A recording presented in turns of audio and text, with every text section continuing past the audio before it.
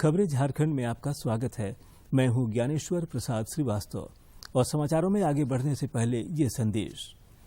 देश कोविड टीकाकरण अभियान के अंतर्गत 160 करोड़ से अधिक टीके लगाने का कीर्तिमान स्थापित कर संपूर्ण टीकाकरण की दिशा में निरंतर आगे बढ़ रहा है। कोरोना वायरस का नया वेरिएंट ओमिक्रॉन मिलने से चिंता बढ़ी है। स्वास्थ्य कर्मियों, अग्रिम पंक्ति के कार्यकर्ताओं और अन्य रोगों से ग्रसित 60 वर्ष के ऊपर के लोगों को एहतियाती डोज लगाने तथा 15 से 18 वर्ष के किशोरों के लिए राष्ट्रव्यापी टीकाकरण शुरू हो गया है। आपसे हमारी अपील है कि यथाशीघ्र दोनों टीके लगवाएं और अन्य लोगों को भी टीके लगवाने के लिए प्रेरित करें।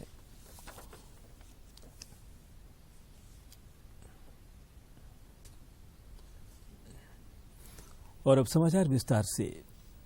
नेताजी सुभाष चंद्र बोस की जयंती पराक्रम दिवस पर आज झारखंड समेत देश भर में अनेक कार्यक्रम आयोजित हुए। प्रधानमंत्री नरेंद्र मोदी ने नई दिल्ली में नेताजी की होलोग्राम प्रतिमा का अनावरण किया। साथ ही सुभाष चंद्र बोस आपदा प्रबंधन पुरस्कार प्रदान किए। इस मौके पर अनेक गणमान्य लोग उपस्थित थे।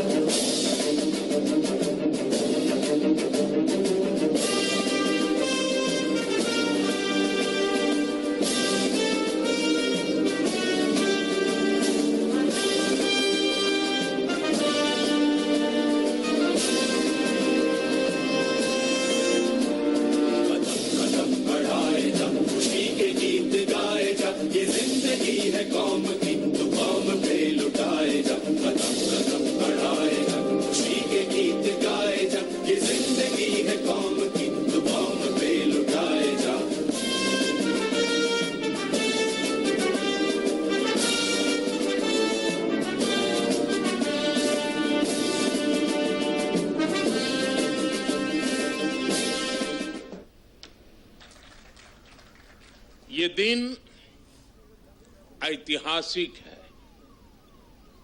ये कालखंड भी ऐतिहासिक है और ये स्थान जहां हम सभी एकत्रित हैं वो भी ऐतिहासिक है। भारत के लोकतंत्र की प्रतीक हमारी संसद पास में है।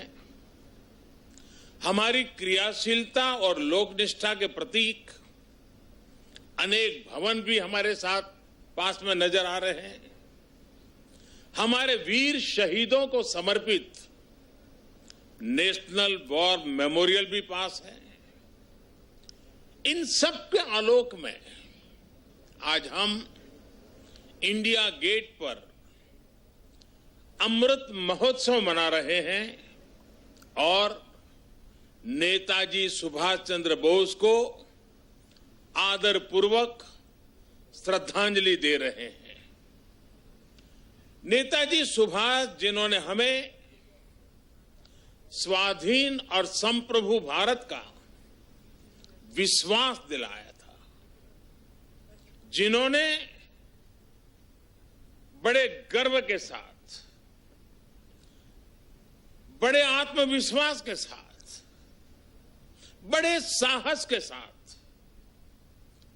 अंग्रेजी सत्ता के सामने कहा था, मैं स्वतंत्रता की भीख नहीं लूंगा, मैं स्वतंत्रता की भीख नहीं लूंगा, मैं इसे हासिल करूंगा। राष्ट्रपति रामनाथ कोविंद और उपराष्ट्रपति एम वेंकैया नायडू ने स्वतंत्रता सेनानी सुभाष चंद्र बोस को आज उनकी जयंती पर विनीत श्रद्धांजलि अर्पित की। संसद के केंद्रीय कक्ष में भी प्रधानमंत्री नरेंद्र मोदी समेत कई केंद्रीय मंत्रियों और राजनेताओं ने नेताजी को नमन किया।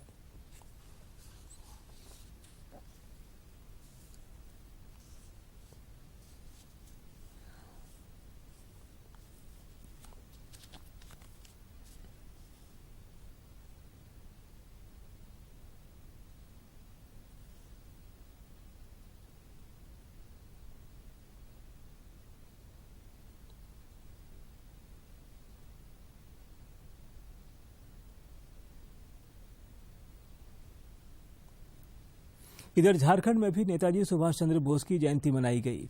राज्यपाल रमेश बैस ने इस मौके पर उनका भावपूर्ण नमन किया तथा उनके योगदान का स्मरण किया। मुख्यमंत्री हेमंत सोरेन ने भी स्वतंत्रता संग्राम के महानायक नेताजी सुभाष चंद्र बोस को उनकी जयंती पर श्रद्धांजलि दी।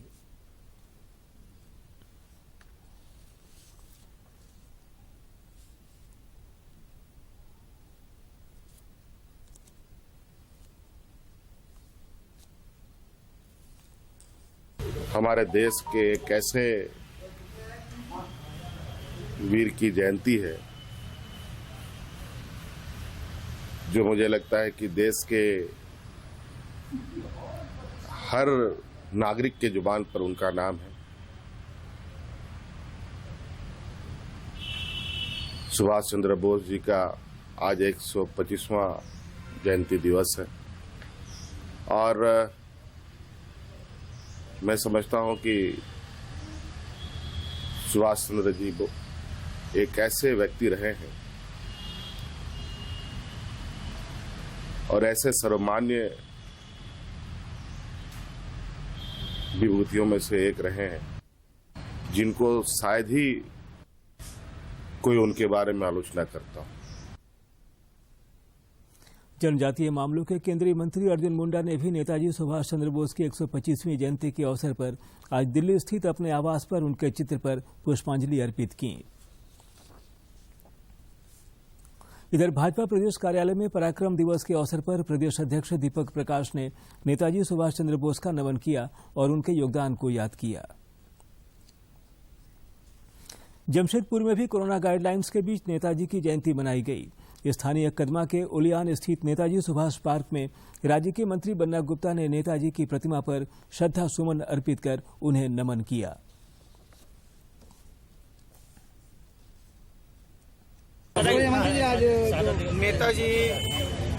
नेताजी सुभाष चंद्र बोस जी की 125वीं जयंती के इस शुभ अवसर पर हम नेताजी के विचारों को, सिद्धांतों को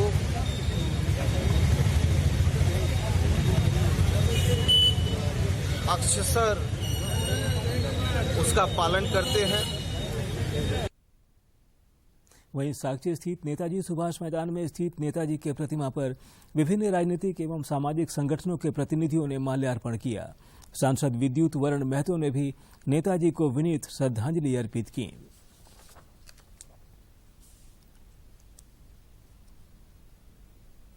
देश आज नेताजी सुभाष चंद्र बोस की 125वीं जयंती मना रहा है। नेताजी का रामगढ़ से भी खास लगाव था। देखिए यह खास रिपोर्ट। आजादी से पहले साल 1940 में नेताजी सुभाष चंद्र बोस की उपस्थिति में रामगढ़ की धरती पर कांग्रेस का महाधिवेशन हुआ था, जो इस भूमि को ऐतिहासिक और पावन बनाता है। हर साल की तरह आज भी यहां नेताजी सुभाष चंद्र बोस की 125वीं जयंती मनाई गई। इस दौरान उप विकास आयुक्त नागेंद्र सिन्हा सहित जिला प्रशासन के तमाम पदाधिकारियों और आम लोगों ने नेताजी के प्रतिमा पर माल्यार्पण किया तथा उनके योगदान को याद किया। परम आदरणीय सुभाष चंद्र बोस जी के जयंती के शुभ अवसर पर सब लोगों को मैं बधाई देना चाहूँगा। और आज हम लोग की हर्ष की बात है कि हमारे इस देश के महान सपूत जिन्होंने कि स्वतंत्रता आंदोलन में बढ़ चढ़ के अपनी भूमिका निभाया था, साथ ही साथ आज़ादी हिंद फौज की स्थापना भी किया था और देश की आज़ादी में इनका बहुत ही महत्वपूर्ण योगदान है और साथ ही साथ हमारे सभी लोगों के लिए प्रेरणा के स्रोत है। रामगढ़ के सुभाष चौक पर स्थापित नेताजी के आदमकद प्रतिमा पर माल्यार्पण कर नेताजी जयंती मनाने वालों में सबसे अग्रणी नाम स्वर्गीय महेंद्र सिंह गांधी का आता है, जो पिछले 40 वर्षों से लगातार इस जयंती को मनाते आ रहे थे। उनके देहांत के बाद उनके सुपुत्र बन्नी गांधी ने इस कार्यक्रम को आगे बढ़ाते हुए नेताजी की प्रतिमा पर माल्यार्पण किया। काफी सालों से जयंती मनाई जा रही है और हमारे फादर स्वर्गीय महेंद्र सिंह गांधी जो करीब 35-40 साल से ये सेवा को अपने तरीके से कर रहे थे, जिनके जाने के बाद मैं बन्नी गांधी खुद इस सेवा को आगे बढ़ा रहा हूँ। नेताजी सुभाष चंद्र बोस की 125वीं जयंती पराक्रम दिवस पर जिले भर में कई अन्य कार्यक्रम भी आयोजित किए गए। उपराजधानी दुमका में भी नेताजी की जयंती पर अनेक कार्यक्रम हुए। रेड क्रॉस भवन में रक्तदान शिविर का आयोजन हुआ, जिसमें लोगों ने बढ़ चढ़कर स्वैच्छिक रक्तदान किया तथा अन्य लोगों को भी रक्तदान के लिए प्रेरित किया।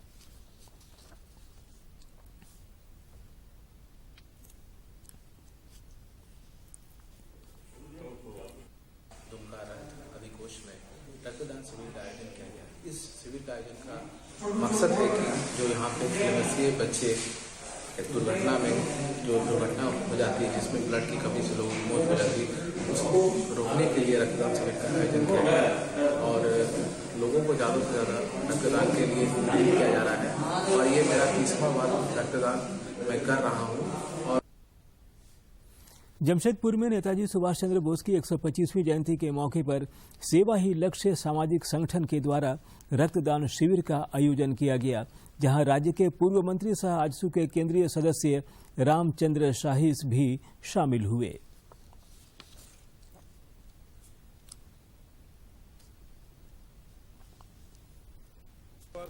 हमारे देश के प्रधानमंत्री नरेंद्र मोदी द्वारा जो 26 जनवरी गणतंत्र दिवस के जो हम लोग मनाते हैं, इसको 23 जनवरी से ही लागू किया गया है, जो एक बहुत बड़ी हमारी देश के लिए गर्व की बात है। जो इस दिन से 23 जनवरी नेताजी सुभाष चंद्र बोस जी के जन्म जयंती से देश गणतंत्र दिवस को जो हम लोग मनाते हैं उसके देश में पिछले 24 घंटे के दौरान कोविड के 3,33,533 नए संक्रमितों की पहचान की गई है। इस दौरान 2,59,168 संक्रमित स्वस्थ भी हुए हैं। देश में इस वक्त कोरोना संक्रमण के कुल 21,87,205 एक्टिव केसेस हैं। CSIR CDRI के वैज्ञानिकों ने ओमिक्रॉन की जांच के लिए स्वदेशी RT-PCR किट ओम विकसित की हैं। ओमिक्रॉन वेरिएंट का पता लगाने के लिए पूरी दुनिया में उपलब्ध कुछ गिनी चुनी किट्स में से यह एक विशिष्ट किट है। इधर झारखंड में पिछले 24 घंटे के दौरान कोविड-19 के 1755 नए संक्रमितों की पहचान की गई है, जबकि इस दौरान 3,828 संक्रमित स्वस्थ भी हुए हैं। वहीं कोविड से 9 लोगों की मौत भी हुई है। राज्य में कोविड के 21,628 मामले सक्रिय हैं। देश में कोविड के खिलाफ जारी जंग में टीकाकरण अभियान तेज गति से चल रहा है। केंद्रीय स्वास्थ्य मंत्रालय के अनुसार देश में अब तक 1,61,92,00,000 से अधिक टीके लगाए गए हैं।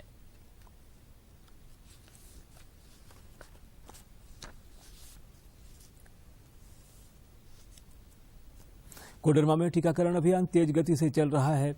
खराब मौसम के बावजूद जिले में टीकाकरण को लेकर लोगों में आज भी खासा उत्साह दिखा। बड़ी संख्या में पात्र किशोर भी कोरोना का टीका लगवाने के लिए टीका चौपाल पहुंचे। जिले के उपायुक्त ने सभी पात्र लोगों से वैक्सीन लेने की अपील की है।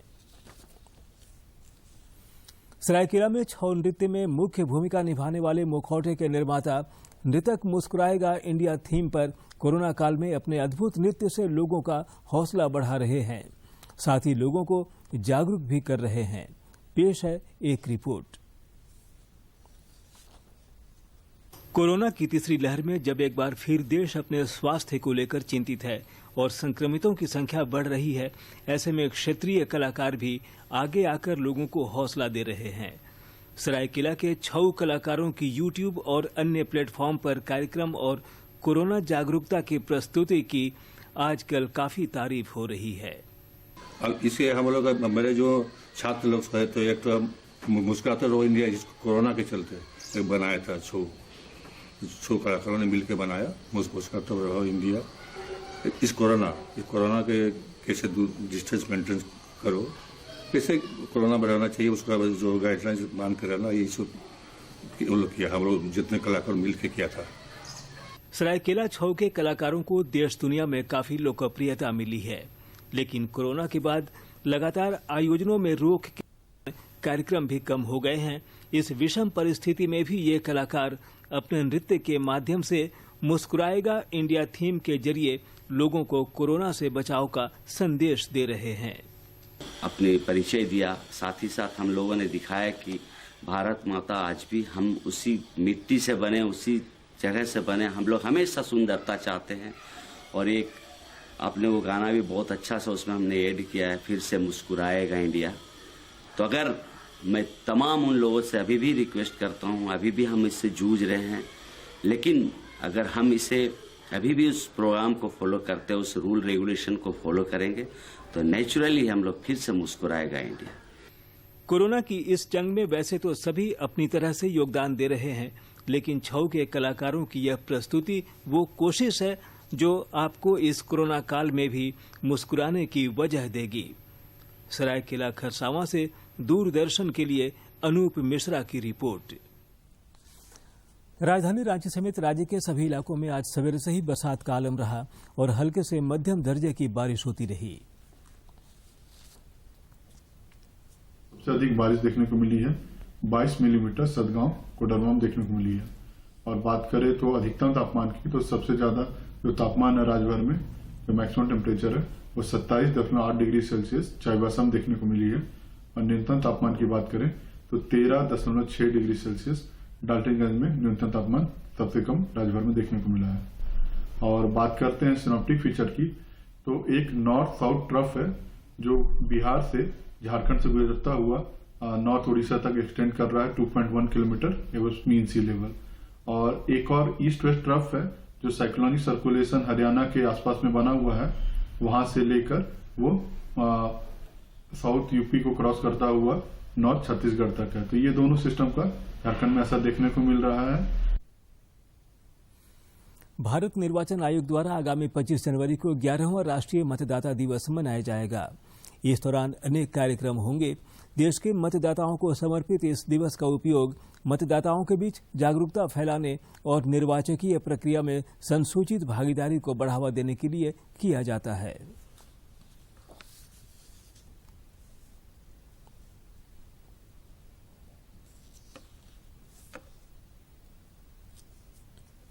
आजसू पार्टी द्वारा रांची जिले के लिए नई कमेटी का गठन कर दिया गया है। आज हरमू स्थित पार्टी मुख्यालय में पत्रकार वार्ता में कमेटी के लिए नए सदस्यों की घोषणा की गई, जिसके तहत 36 उपाध्यक्ष मनोनीत किए गए हैं, 50 जिला सचिव मनोनीत किए गए हैं, 5 संगठन सचिव मनोनीत किए हैं। पश्चिमी सिंहभूम में कुल्हान गवर्नमेंट स्टेट के नाम से समानांतर सरकार की कोशिश कर रहे कुछ लोगों के विरुद्ध पुलिस ने कड़ी कार्रवाई की है। पुलिस ने इस मामले में 4 आरोपियों को गिरफ्तार किया है, जिनकी रिहाई को लेकर मुफस्सिल थाना का घेराव करने पहुंचे ग्रामीणों के साथ पुलिस की झड़प हो गई, जिसमें कई लोग घायल हो गए हैं। घायलों को बेहतर इलाज के लिए अस्पताल में भर्ती कराया गया है। पुलिस ने पूरे बड़ी बाजार क्षेत्र को अपने नियंत्रण में ले लिया है तथा बड़ी संख्या में जवानों की तैनाती की गई है। जमशेदपुर में पुलिस को अपराधियों के खिलाफ बड़ी सफलता मिली है। जिला पुलिस ने हथियार के साथ 5 अपराधियों को धर दबोचा है। विशेष छापामारी टीम बनाया गया था, जिसमें थाना प्रभारी आजाद नगर, थाना प्रभारी मामले और थाना प्रभारी बुलीदी ये लोग मिलकर इसमें बहुत डीपली जाके हम लोग इसमें काम कर रहे थे। और सिटी एसपी के नेतृत्व में उन्होंने पल इसमें अपने फॉलो किए हैं और डीएसपी पटमदा ये लोग सब मिल के, और इसमें कांड में हम लोग को सफलता मिली है। इधर आदित्यपुर पुलिस ने जयप्रकाश उद्यान से बिहार के एक अपराधी को देसी पिस्तौल और कारतूस के साथ गिरफ्तार कर जेल भेज दिया है।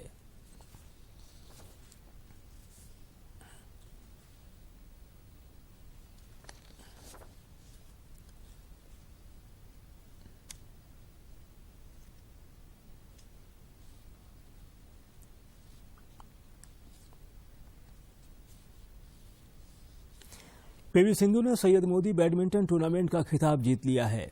उन्होंने फाइनल मुकाबले में मालविका बंसोड को 21-13, 21-16 से शिकस्त दी। मालविका बंसोड को लगातार 2 गेम्स में हराकर सैयद मोदी इंडिया इंटरनेशनल महिला एकल का खिताब अपने नाम कर लिया है।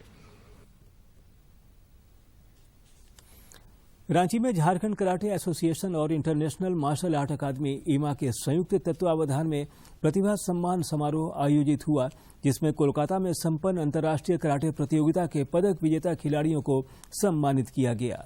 इस अवसर पर मुख्य अतिथि झारखंड स्टेट क्रिकेट एसोसिएशन के उपाध्यक्ष अजय नाथ शाहदेव और विशिष्ट अतिथि पद्मश्री मुकुल नायक समेत अनेक लोग उपस्थित थे। इस अंतर्राष्ट्रीय कराटे प्रतियोगिता में झारखंड के 9 खिलाड़ियों ने 7 स्वर्ण पदक सहित 15 पदक जीतकर राज्य को गौरवान्वित किया। Jharkhand state livelihood promotion society JSLPS की सहायता से साहिबगंज जिले की शिक्षित बेरोजगार महिलाएं आत्मनिर्भर बन रही हैं। ये महिलाएं अपने घरेलू कामकाज के साथ साथ स्वरोजगार कर न केवल अपने परिवार की जीविका चला रही हैं, बल्कि दूसरी महिलाओं को भी आत्मनिर्भर बनने के लिए प्रेरित कर रही हैं।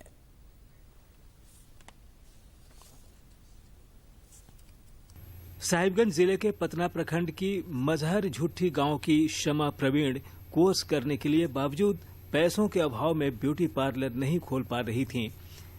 JSLPS से उन्होंने कम ब्याज दर पर ऋण प्राप्त कर ब्यूटी पार्लर खोली, जिससे उनकी आय बढ़ी है। तो फिर मुझे एक मौका मिला कि मैं JSLPS से जुड़ी और वहाँ जुड़ करके मुझे आत्मनिर्भर बनने का मौका मिला। मैंने वहाँ से कम ब्याज में पहले बार में मुझे 10,000 रुपये का ऋण मिला, जिससे कि मैंने अपना पार्लर के लिए कुर्सी और जो भी जरूरत सामान था वो मैंने लिया। और फिर सेकंड टाइम मुझे 20,000 का लोन मिला, काफ़ी कम ब्याज पे, जिससे मैं अपने श्रृंगार दुकान में कुछ सामान ले आई और यहाँ के लोगों को ब्यूटी पार्लर की सुविधा प्रदान करने लगी। इसी प्रखंड की शांतिनगर की अनिता देवी JSLPS से जुड़कर 15,000 रुपये का ऋण प्राप्त किया और सब्जी दुकान चला रही हैं। इससे उन्हें प्रति माह 5,000 रुपये तक की आमदनी हो जाती है। मेरा नाम अनिता देवी है। हम इसके हमें 5,000 रुपये कमा लेते हैं। बेरोजगार थे पहले, अभी 5 रुपये कमा लेते हैं। 15,000 रुपये लगाया मिला था, करते अभी 5,000 टका कमा लेते हैं। पटना के प्रखंड विकास पदाधिकारी सुमन कुमार सौरभ ने कहा कि जिन महिलाओं को रोजगार के लिए पैसों की आवश्यकता थी, उन्हें चिन्हित कर JSLPS से कम ब्याज दर पर ऋण मुहैया कराया गया है। ये महिलाएं श्रृंगार एवं कपड़े की दुकान के अलावा अन्य कारोबार कर रही हैं।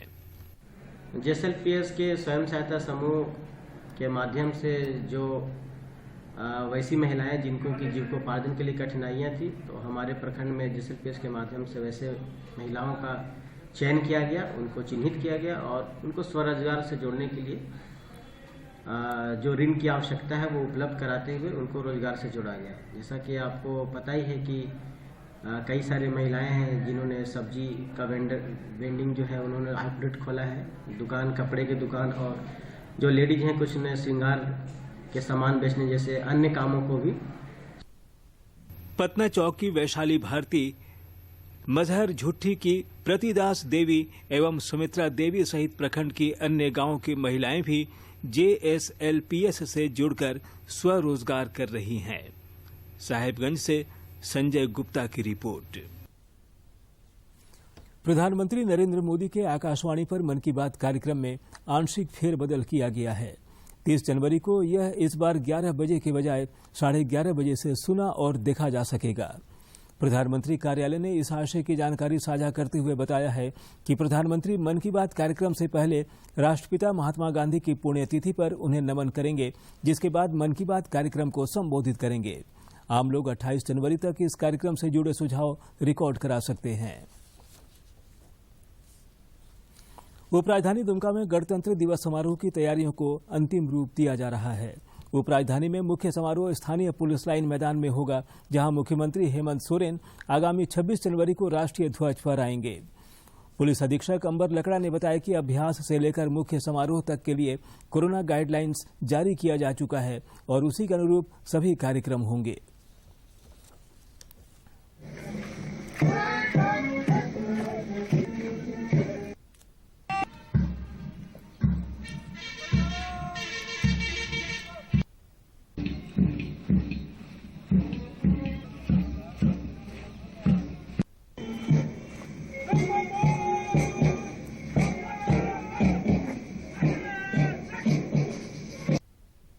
26 जनवरी के उपलक्ष्य में पुलिस लाइन दुमका में 15 से 13 प्लाटूनों का रिहर्सल किया जा रहा है और इस रिहर्सल में सभी को कोविड के गाइडलाइंस फॉलो करने के लिए आवश्यक दिशा निर्देश दिए गए हैं।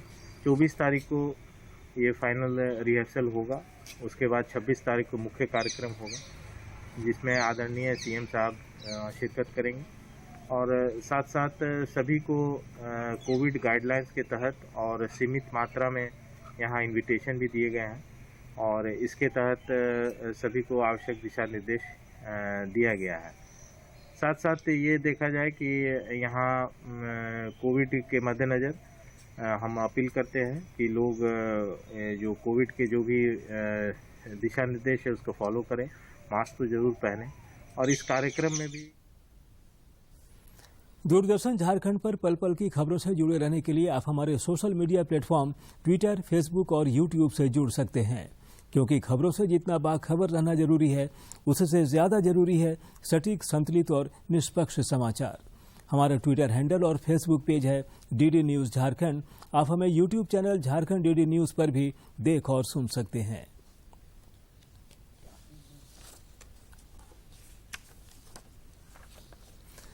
तो ये थे अब तक के समाचार, लेकिन जाने से पहले मुख्य समाचार एक बार फिर।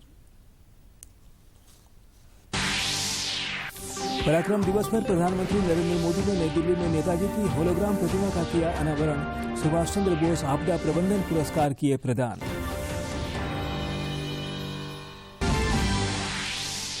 राज्यपाल और मुख्यमंत्री ने नेताजी सुभाष चंद्र बोस की जयंती पर किया नमन।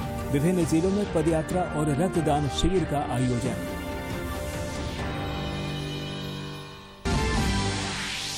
राज्य में कुछ थमी कोरोना की रफ्तार, स्वस्थ होने वालों की संख्या नए संक्रमितों से ज्यादा। झारखंड का रिकवरी रेट राष्ट्रीय औसत से थोड़ा बेहतर। और रांची और कोडरमा समेत कई जिलों में आज दिन भर रहा बरसात का आलम। न्यूनतम तापमान में हालांकि दिखा इजाफा। 25 जनवरी तक बने रहेंगे यही हालात।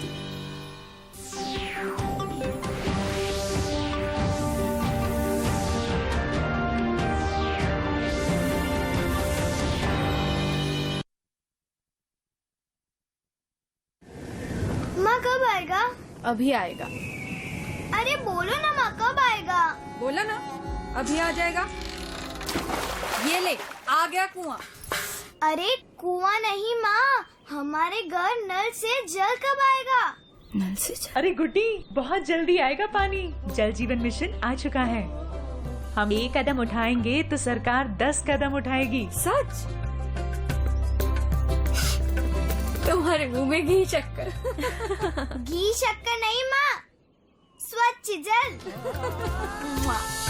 2024 तक देश के सभी 19 करोड़ घरों में पहुंचेगा पीने का साफ पानी। अब होगा हर घर जल। जल जीवन मिशन, जल शक्ति मंत्रालय, भारत सरकार।